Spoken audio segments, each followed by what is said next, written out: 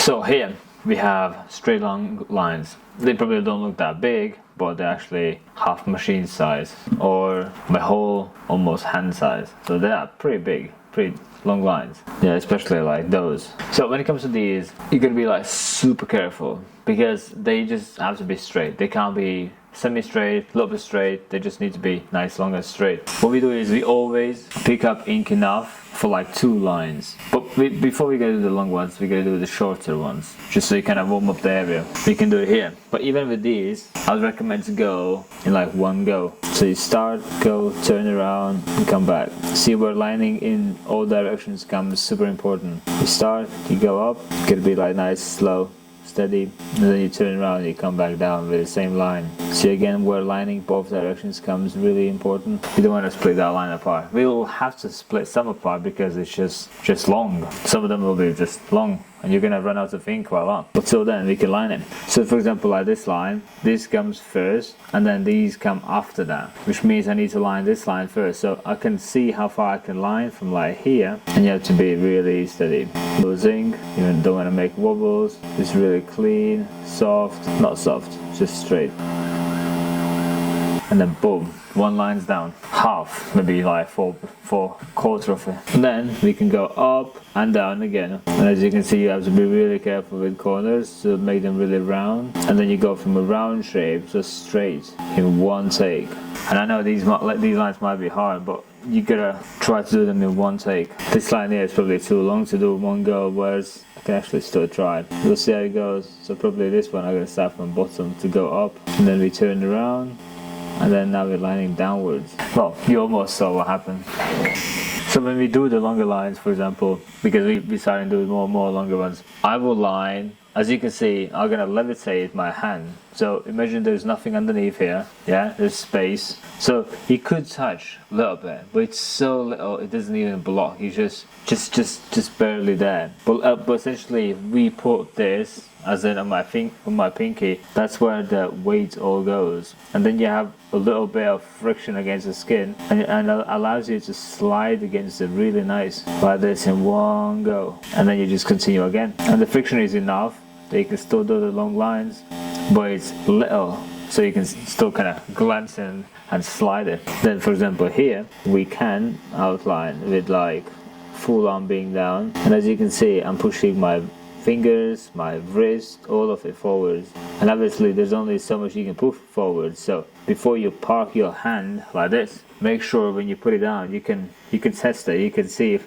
you can actually get to that. So you have to need to go down like this. You can, because you know you tried it. You tried it to swing in the air. So you have to test the waters before you jump in. When you have needles far enough out, they deliver really small amounts of ink, so nothing's messy. You can still see what you're doing. So these here, I really thin line at really small pressure. The ones I just did. Of course, we put the cream on, and again, this line it's long enough. I can do it with my whole arm being down, so I can do it. And you can watch my hand kind of shrinking. And again, when you pull down, there's only so far you can like shrink down. You know what I mean? Like there's a little movement is still restricted. It's not like unlimited. But now when I'm doing the longer line, which is one after that, I will lift my hand up properly like that, and I'm gonna slide against with my pinky. And when you sit more with a straight back, you just release your arms. You can, with the weight itself, the arm pushes against the skin, increasing the friction against the skin, which doesn't make your arm to move left and right quick. It's secured.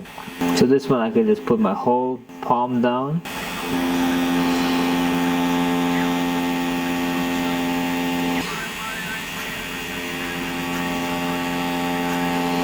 Because this is bird lines, I don't want to make them bold, I don't want to make them thick. They just need to be thin enough that they will last. This one is a smaller one, so we can just outline with pushing palm a little bit forwards. As we get there, we can just pull back in. Same here, twist and pull it down. Twist a little bit up and then pull all the way down. A little bit up, turn around and a little bit down. So I think you can see how more crucial is to line in all directions. That was a previous video. If you haven't watched that video, you need to go watch that video. So now I'm gonna pull that long line, and I just like really made sure I have enough ink in my needle because I wanna attempt to just all line in one take, one go. As always, cream there. So let's see if we can blast that in one take. Need to like slide in, and then we pull, and we pull, and we pull. Oh fuck that fucking real skin. I wasn't expecting real skin to make a bubble. So far so good, so far so good. Man, real skin is fucking annoying. I would have done all in one go. I think I'm so used to now tattooing on the Practice Pro skin that tattooing on a real skin is just a fucking ball ache. I didn't expect that to make a wall. But oh well. Splitting line in 3 lines. It's not that bad. It could happen on people as well, you know, when the excess meat just makes like a extra wall, makes like a wave. So we go up, we go down, and we touch the previous line. Probably here I never start line on a turn. I start either before or after, but it's way easier to join the next line into it like that. I never start in like the pinpoint of that circle, that there. I never start there. I could like start from here, for example. We could go up, and then the turn just becomes like a middle of the line, and then like here we can just go as far as we can go, as far as the ink allows us to go, and then here we could start, but we don't want to stop and start. Oh shit, we don't want to stop and start in the middle of the line. So again, I'm using my pinky as the balance. I can see the fake skin is making a wall already. You probably can also see that in the video. A few more lines in here. Birds are like really gentle creatures, so it's kind of nice to make them also gentle. I probably should have lined with like a grey brush. The thing is, like when you line with a grey brush on a fake skin, it still goes in quite blackish, so I didn't even bother. But if this would be a person, I would line probably with like medium black. So it's dark enough, but it's not black. And I would like to give that person like that look, that fucking real skin's annoying. I would give that look where it is dark enough, but it's light enough. Because these would be like a light grey on birds, maybe brown. So it's not black, they can't be black.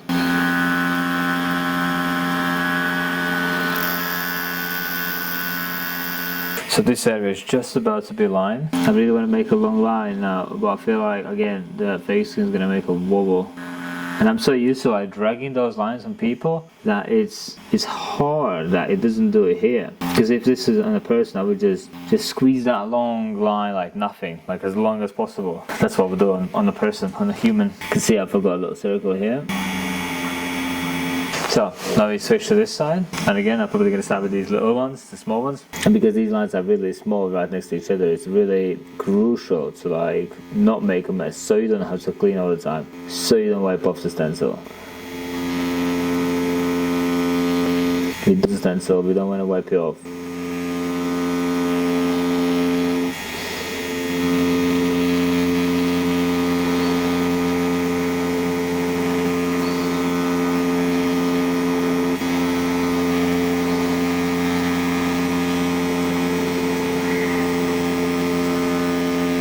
Try to always be nice and neat. Try to always, these lines stop and start right next to each other, as in like physically make them join, because people at the beginning they made this mistake where they don't join the lines together.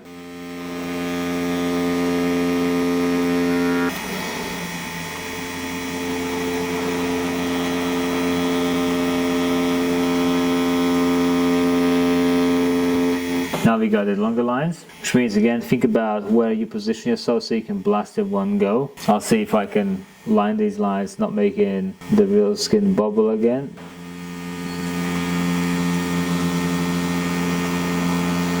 Lining in different directions is super important. Lining long lines in different directions is super important, like way more. The small ones here and there, that's cool, like you can get away with it. But if you can't do a long line in an unfamiliar position, you'll struggle. So I would probably say this is the moment where you practice and you think about them, like how can I line these long lines in not the comfiest position, because you need to be good in every direction.